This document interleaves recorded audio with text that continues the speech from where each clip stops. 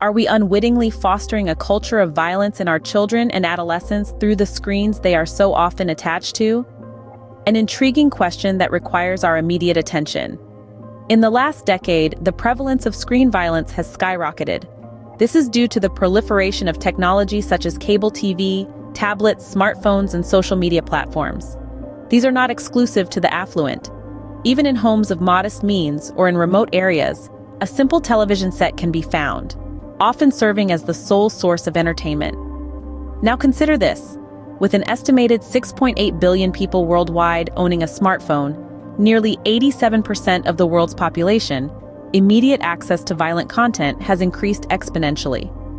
Even platforms such as YouTube, TikTok, Facebook, Twitter, WhatsApp, and Instagram, which are extremely popular among both adults and children, are not exempt from this worrying trend.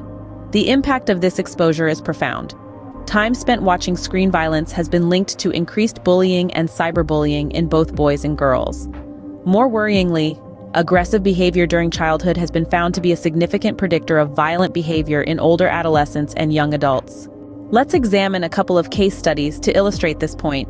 In one study, researchers followed a group of children for a period of 3 years, monitoring their exposure to screen violence and noting any changes in behavior. The findings were alarming. Children exposed to high levels of screen violence were significantly more likely to exhibit aggressive behavior, even after controlling for other factors. In another study, researchers investigated the impact of violent video games on adolescents. They found that adolescents who played violent video games for extended periods were more likely to show signs of aggression and were less likely to show empathy towards others, compared to those who played non-violent games. So what does all of this mean? Screen violence is a global phenomenon that is easily accessible and widely available.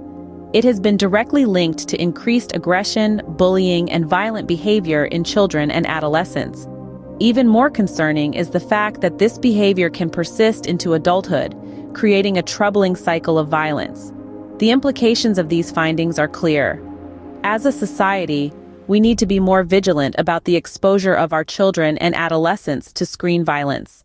We must foster a culture of empathy and kindness rather than one of aggression and violence.